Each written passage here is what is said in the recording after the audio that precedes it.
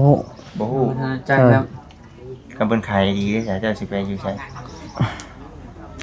จำเป็นมันอยู่นี่แหละจำเป็นบ่จำเป็นมาอยู่น้ำนองนะเนาะฉันบ่มีบนอยู่เด้ติเออเอบ่ที่แล้วพี่น้องเนาะเพิ่นก็เพิ่นชื่อแล้วเนาะเพิ่นชื่อแล้วเพิ่นก็มีสิทธิ์ขายคือว่าในหั่นแหละเพิ่นมีสิทธิ์ขายเพิ่นเว้าอยู่ว่าเท่าใดเนาะในเรื่องตัวเองเด้อต้องปรึกษากันก่อนได้ไปต้องมีคนลงทั้งรุมอีกคนหนึ่งบ่หรือว่าสองลงอีกคนหนึ่งค่ะประเภทค่อยพากล้องอยู่นี่น่ะหากล้องไปต้องเองต้องเองค่อยตูดลงกันนะมันบ่ได้แม่นว่าเฮาสิถิ่มเนาะเฮาก็จับอยู่เด้ออ๋อหัน2คน3คนได้มั้ยจับนี่ระวังเด้อแต่คนสิเทิงแล้วสิลงยามันหลอกขี้ดินนะคนละนักได้วันนี้เข้ามาในผู้นึงเข้ามาพี่เข้ามาในเข้ามาพี่เข้าในท่อพี่บ่จักคนนึงบ่ชุดเข้ามารถจับทางนี้บัดนี้เจ้าน่ะจับอีพี่ปลาได้ระวังเด้อถึงเด้อหน้าตาเด้อบ่ยากเด้อเข้ามาในอีกคือเก่าเข้ามาในเข้าในเข้ามาในอีกเบิ่งมือเด้อเบิ่งมือเด้อปลาเด้อนี่เด้อถึงเด้อบ่บอสให้บ่าวบอสลงหลุมโอ้ยให้คนแหงกระเบิดเท่านี้แล้วบ่าวบอสลงชิกไปพุ่นนะเด้อบ้านแปะพุ่งเอาก็ได้นะว่าแล้วเฮ้ยเนาะต้องเฮ็ดจังซี่มือเด้อบ่บอสเบิ่งเด้อน้องบอยตีนเด้อบางทีเจ้าเด้อไปเอาไปวางพุ่นไว้วางกลางเอาให้มันปกลงพุ่นก่อน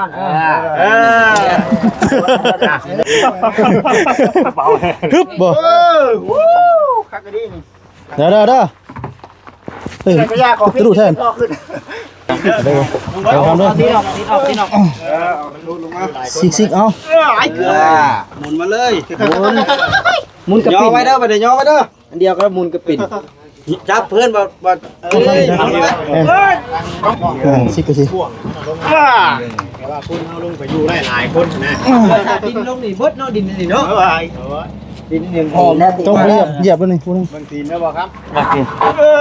จับเลยจับข้างเด้อขึ้น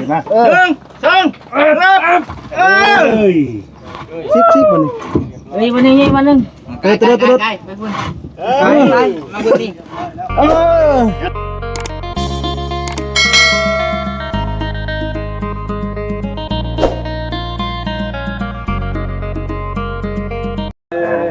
สบายดี FC มาอยู่ที่เพื่อนได้เมื่อยป่ะเพื่อนทายสบายดีพ่อแม่พี่น้อง FC เบิดสุขุสุกนเอายิบหมักอันระเบิดให้แน่คือว่าเลยพี่น้องเอ้ยมีแต่ผู้เป็นนั่นแทบมีแต่คนบ่สบายอุตส่าห์ว่าสิให้อันเอาท่อลงอยู่ว่าเจ็บหัวได้บ่ไปบ่ล่ะเอาโทรลงผมหมู่ผมครูหั่นแหละผมผมยอได้เนาะจะช่วยกันอะไรเนาะช่วยกันนั่นแหละนั่นแต่มันช่วงจังหน่อยก่อนจังสิได้พากันเอาท่อลงพี่น้องมื้อนี้มีแผนการสิเอาท่อของน้ำลงเด้อพี่น้องเด้อมื้อนี้ก็ได้หมู่ฮ้อนบ่ใส่เสื้อกันยาวนี่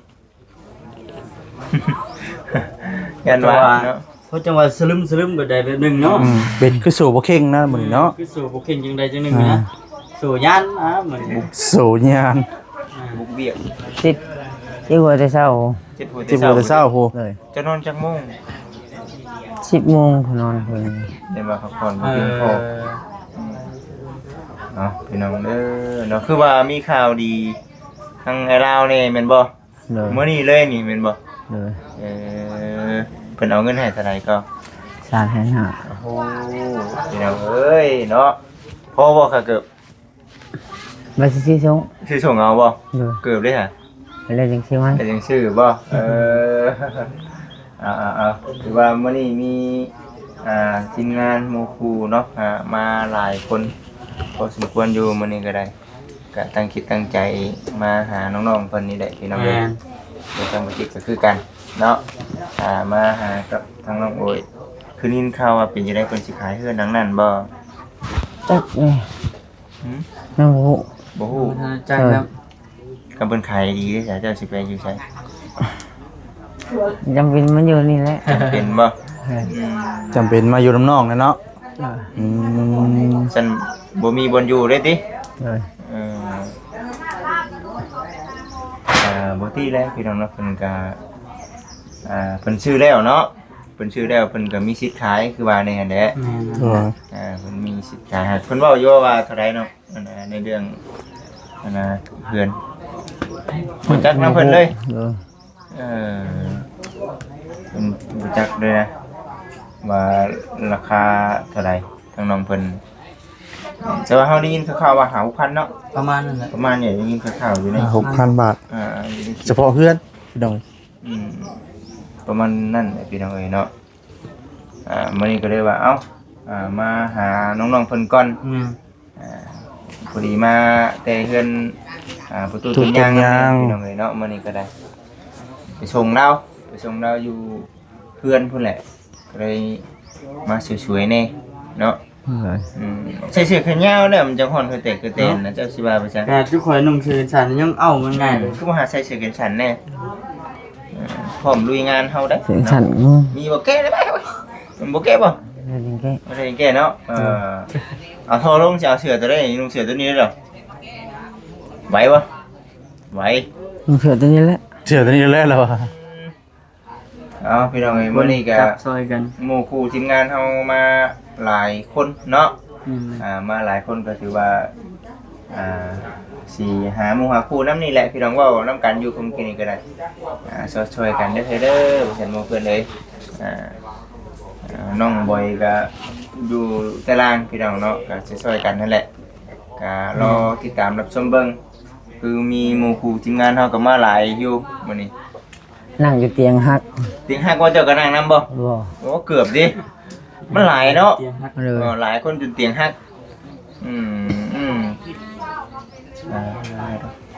ว่าสิเอาโทรลงนี่ควรเฮ็ดวิธีใด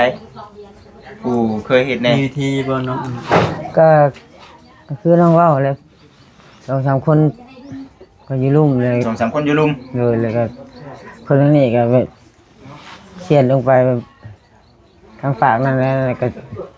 ทั้งลุมก็ฮับบ่ เลย ทั้งลุมก็ฮับทั้งเทิงก็คอยพากันชูเนาะ เลย บ่ต้องใช้เชือกแม่นบ่บ่ใช่ก็ได้เนาะ ประตูลงไป ไม่ใช่ก็ได้ ก็มาก่อนพี่น้องเอ้ยเนาะมาก่อนบ่แสนเพิ่นก็ค่าเวียกยันได้แล้วก่อนบ่แสนอยู่เนาะไอ้ลืมถามลืมบอกซะไม่อันนั้นเด้อเอามาหาบอนไว้ได้บ่อันน่ะฝาอันประตูยังอยู่บนเก่านะ เลยอยู่เก่าเลย หาไว้กระล่าง เอาไว้ตาราง หาไว้ตารางเอา เดี๋ยวฝนตกเด้ฝนตกเด้ หาไว้ตารางพี่ อันน่ะ บัญชีอันนั้นดิ เดี๋ยวไปตารางเอาคืออะไรเนาะ บัญชีหาบัญชีเอ็นบัญชีเด้งเนาะ ดุ้ง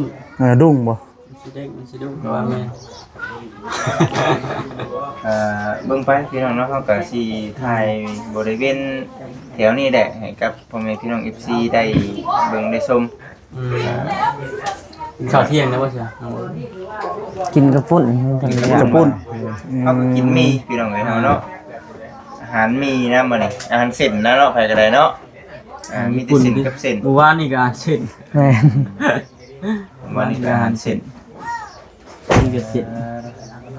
เป็นจังได๋ใช่มื้อนี้ได้รับข่าวดีอย่างแน่ใช่มื้อนี้ นี่แค่คดีน้ำมันเล่าเลย นำบ่ลาวอืม ไม่ลาวนี่ ก็ดีคนขยัน รางวัลคนขยันนะเนาะ รางวัลขยัน รางวัลคนขยันพี่น้องเอ้ยพูดแล้วอันนี้ก็ถือถ้ามันแล้วมันทั่วหรือว่าถึงเท่าทั้งผู้รักผู้ใหญ่เพิ่นว่าพุ่นแหละพี่น้องเอ้ยเฮาจังว่ากันอันนี้ก็ได้ตอนนี้ก็เบิ่งไปพี่น้องเอ้ยเนาะคือมันมีหลายสิ่งหลายอย่างที่ว่าเฮาเห็นอยู่ในคลิปหมู่เพิ่นเนาะให้เพิ่นหรือว่าทางทีมงานในเรื่องว่าทางเพิ่นสิขายเพื่อนขายซ่านแล้วเฮามีความคิดว่าเอ้าน้องโอ้ยเพิ่นสิได้อยู่ไสบัดนี้หั่นนะก็เลยมีความคิดถ้าหากว่ามาอยู่น้ำนี้ก็อิงตามผู้รักผู้ใหญ่เพิ่นพิจารณาเนาะคันเฮาสิมาปุ๊บปั๊บแล้วก็มันก็เฮาก็เกรงใจเพิ่นเนาะ โดย อันนี้เฮาก็ต้อง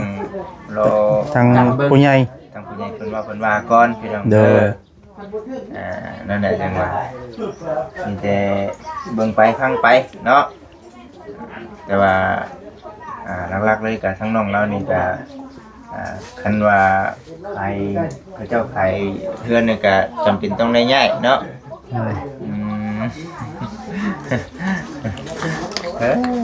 ทางเจ้านี่ท่านได้ฮู้บ่ทางน้องโอยเพิ่นท่านได้ฮู้บ่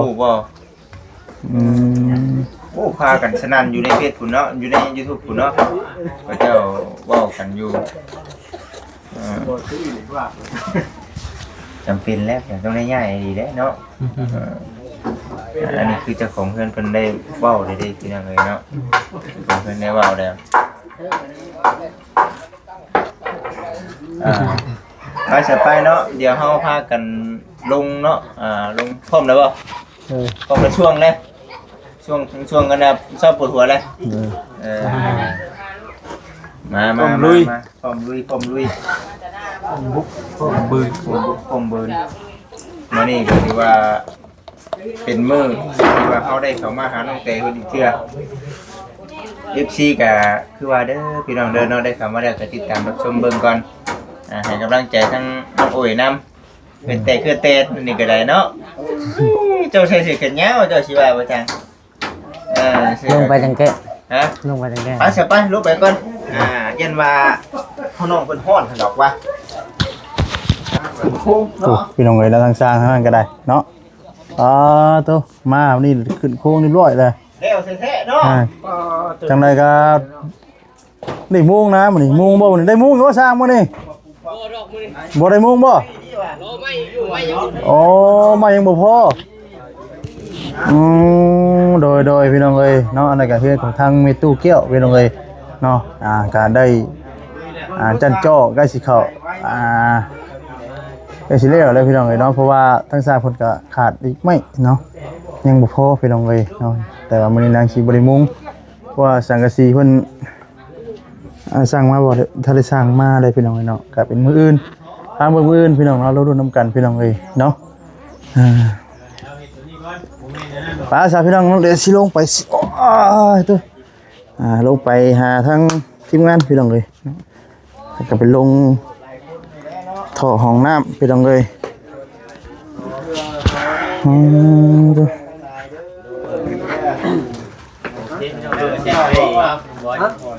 จะบอกว่าลงท่อห้องน้ำไปเบิ่งกันหน่อยสวัสดีเด้อ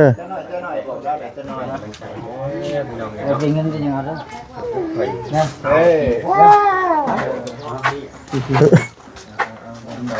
เนาะเดี๋ยวเรามีเวียกบ่เนาะบ่เวียกที่ถามเนี่ยเฮาก็สิถามคือกันแต่ว่าต้องลงท่อของน้ำก่อนจะไหนเนี่ยการก็ทุกคนนี่ได้จะบ่แพ้ได้นั่นแหละมันต้องในน้องเชือกมาได้เชือกได้นุ่มโหยเปลี่ยนเชือกแน่อยู่บ่น้องเพิ่นว่าได้จะเอาเชือกข้างในบ่เชือกเอาไม้นะมันกาดไม้ตัวเขาตั้งไม่กาดนะไม่กาด2เส้นนะก็พอได้แล้วก็พุทธิแม่นมันก็ลุยลงบ่ต้องใช้เชือกก็ได้สบายดีเด้อสบายดี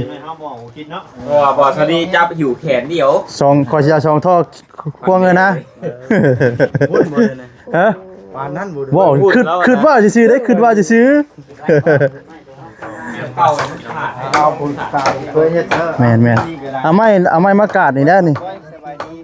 เอาไม้มากาด2เส้นนี่ก็ค่อยก็ย่อแล้วค่อยตูดไหลลงแล้วค่อยเทิบไม้ออกไปก่อนเนาะใส่แล้วก็จับก่อนเดี๋ยวไปจับเอาไปดองเลยเนาะมื้อนี้ก็สิเอาท่อลงพี่น้องเอ้ยกับนุ่มบอยว่าสิลงก่อนแล้วเจ้าญาติจะให้ว่าสิวีลงเนาะแม่มันแตกเนาะบ่มีผู้รับผิดชอบยังมีคนเก็บซอยก่อนเก็บขึ้นไว้อีกเลยสิเก็บขึ้นเนาะมากล้องไปมันวางตั้งบ่ได้ซ้ำบัดนี้ตั้งบ่ได้แต่คนสิเต็งไว้3คนตัวนี้เนาะมันต้องช่วยกันได้ตัวนักเด้ตัวน้องบอยลงรุมแล้วครับบ่จะจังได๋สิเอาเบ็ดหลายคนหามาบ่ได้บ่ได้ออกอันนั้นเนาะใช่ค่อยว่าไม้มากาดแต่ก็2เส้นนี่ก็ค่อยหามันลุยลงมันสิบ่กินแห้งเฮาปานใด ก็แล้วแต่วิชาการไผมันเอาปะจะได้ก็ได้ เอาบ่เคยกับคำบ่ช่วยกันมันสิลงเป็นบ่เนาะช่วยกันได้หลายคน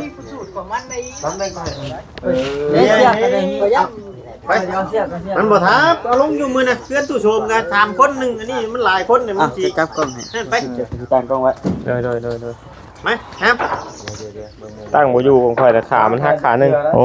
ขากล้องฮักบ่ แม่นเตียงทับเมื่อกี้นี่เนี่ยลมนี่บ่เตาฮ้อนจอดก่อน นี่หาแนวข้ามก่อนค่อยกะ หัวดวนน้องอันนี้บ่แห้ง ไงทนน้องนี่เพิ่นเลยเนาะ อ่ะพี่น้องให้มาพร้อมๆจริงๆกันดีมาเลย ดีมาแล้วคุณสองนม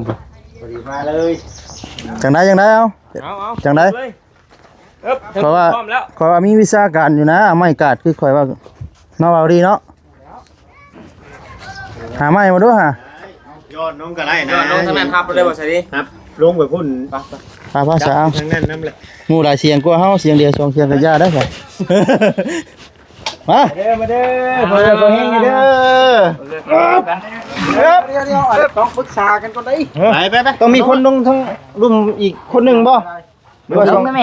ลบอีกคนหนึง ลง อ่ะ มาอีกคนนึงเอาแล้วอีกคนนึงเอาเฮ็ด ค่อยพากล้องอยู่นี่นะ หากล้อง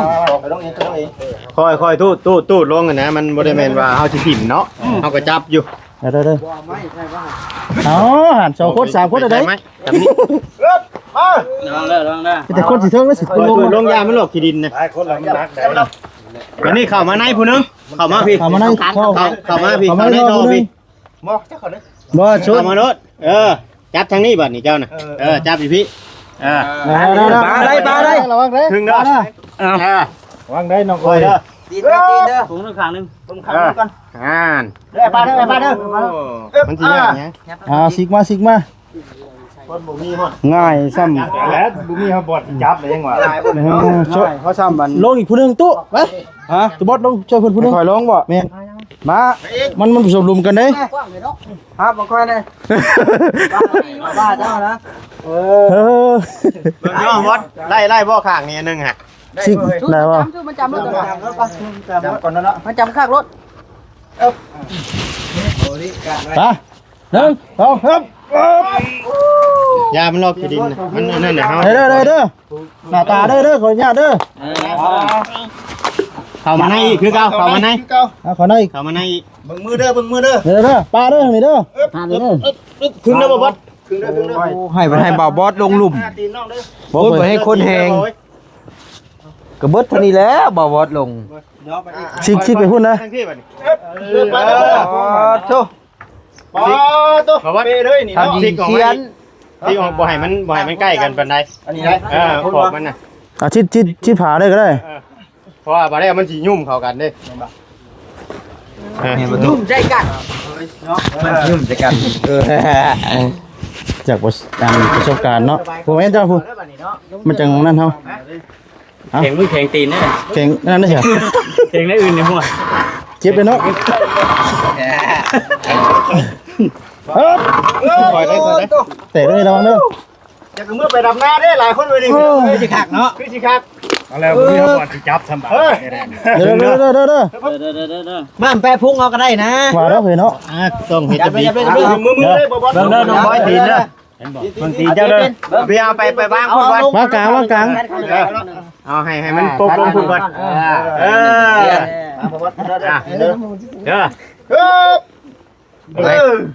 ไปข้างนั่นก่อนบัดไปไหนบ่เอาตัวนี้ก่อนบ่เบื้องนั้นก่อนก็ต้องเฮ็ดได้ยกค่อย ตีนเด้อ บ่ย่อข้างเดียว ใช่แบบนี้เลย ระวังเลยระวังไม่งอดเด้อ นี่อะไรก็ยา อย่าได้มีงอดได้อยู่ลุมนะ ไล่ลงบ่ ต้องบ่ได้สวยอันนี้มันยังมีบ่ บ่ชาลี เฮ้ยอู้เอา เฮ้ย เด้อ เอานึกกันโอ้ยคือเบาแท้อันนี้เบา ฮึบบ่คักกะดีนี่ เด้อเฮ้ย ก็ยากของ กระดูแทน ขึ้น สามัคคีกับทีมงานอยู่ แม่น เด้อ อึ๊บ ประตูลงประตูลง ประตูลง มีบนเข้า ขึ้นไป ประตูลง 11 12 ให้เข้าใน เข้ามาพี่เข้ามาในพี่คือบ่เข้ามาโดดน้องเอ้ยมันบ่เป็นหยังคือมาจับอยู่ มาเด้อ จับเดียมจับเดียม จกพี่ ยกพื้น ยกพื้นได้ก็ได้อึ๊บ เอาแขน พุ่ง ลง พุ่ง เลย เด้อป้าเด้อ ให้มันพุ่งดู มันจับให้มันพื้นก่อนเด้อ อ้าว เอามือออกก่อน ป้าวันนี้ เดี๋ยวกันเด้อระวังเด้อ เอามือออกก่อน เฮ็ดได้บ่นี่ ขึ้นมังน้อยบ้านถึงแล้ว สิก มัง เอา น้อยอยู่ถึงพี่แล้ว บ่สิกก็ได้คอยสิกไป สิกอยู่กลางนะสิก ผู้เดียวก็ได้กล้ามเรานี่เห็นดิ บัดนี้ก็ง่ายแล้วมันตื้นขึ้นนะบัดนี้ เย้ยังสองปอก มันยังอยู่เด้อ นี่ปั๊บได้ป่ะพอดีได้ขึ้นมาดิขึ้นเทิงลูกนี่ เรื่องบ่บัดนี้ แล้วตูดใส่ได้ก็ได้บ้านปอกมาวัสลี2คนเฮา ว่าดอก เฮ้ยเกินตูดชื่อได้บ่แม่นถามนะ เฮ้ยมาแตกได้แตกได้ มาหลายคนมา โอ้ โอ้ยคือเบาแท้เนาะหลายคนนี่ นักก่อนเอาลงยืนพ่นมาดิผู้ใช้ผู้กล้ามใหญ่ๆนะพ่นเรานะผู้กล้ามใหญ่ๆนะบ่จ่อเยี่ยวมันตีนค่อย เป็นไงทางพี่ก่อนบ่ เอาลงนี่แล้วจังตูดกลาง เอ นะ อลงนี่ก็ได้ ทางเลย เด้อเดี๋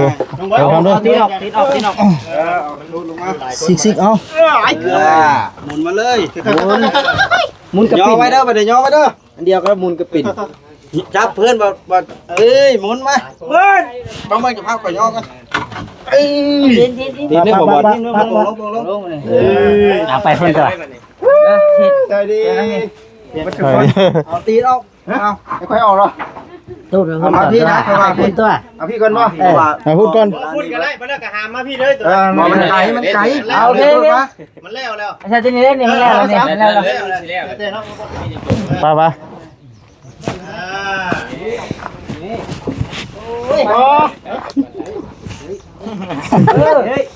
ได้บ่ บ่ได้เด้อ เร็วได้นะ เขาเลยดิ เร็ว โอ้มาเลย หลายคนโพดนี่นะ เวลาท่านจะออกเพลงครับ ฮะเฮ้ยพูดเงียบไปพูดนะเฮ้ย มาอีกเลยอะไรคือเบาได้ดังเฮาเนี่ยเฮ้ย ตัวนัก ไปกันดีเว้ย ตัวสุดท้ายก็น่าแก่เนาะ ซิกพูดได้ดึงซิกซิกมาที่ก่อนซิก คือว่าจ้อนเขาคือ เดี๋ยวตีนะ มา ซิกนะฮอตซิกนะห้องข้ามไปได้แอนซิกก็ซิ แต่ว่าคุณเขาลงไปอยู่ได้หลายคนนะ ดินลงนี่เบิดเนาะดินนี่เนาะ ดินนี่หอม ต้องเหยียบด้วยนี่พูด บางทีนะบอกครับ จับเลยจับข้างเด้อ ขึ้น ซิกมัน เฮ้ยมันนี่มันนึง เตะ ไปพุ่นมาพุ่นนี่ อย่าล็อกมาแล้วทั้งสร้างเพิ่นมาเพิ่นกับแปลงอีก ตามเลย เพราะบ่แล้วจังกันนะเพิ่นยังสิลงไปเจาะร่วงกันอยู่ดิ แม่นบ่ บ่ผมบ่เข้าใจหลายเด้อหมู่เพื่อนเบิดทุกคนว่าบ่แล้วเพิ่นจัดการเองเพิ่นเนาะมีแต่ว่า ไปพี่น้องเอ๋ยเนาะ นั่นก็มีแต่ เขาเรียกชาโน่พี่น้องเอ๋ยเสียเพื่อกันพี่น้องขออนุญาตเนาะ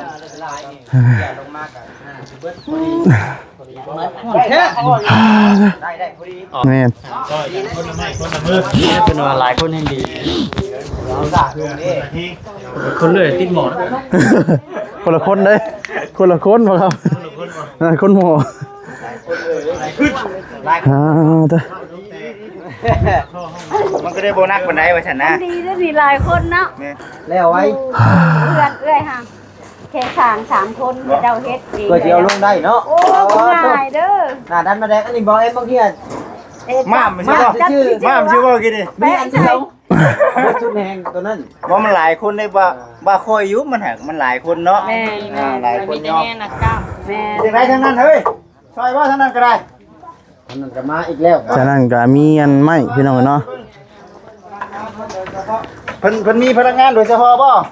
ฉะนั้นเพิ่นก็มีไม้มาลง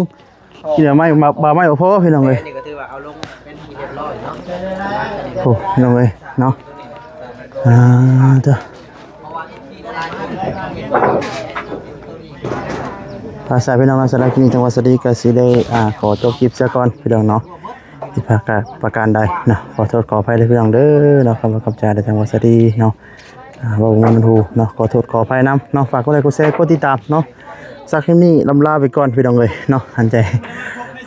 ประธานบ่ติดบ่ได้พี่น้องเลยเนาะขอโทษขออภัยนำเนาะสำบายดีเด้อพี่น้องเด้อ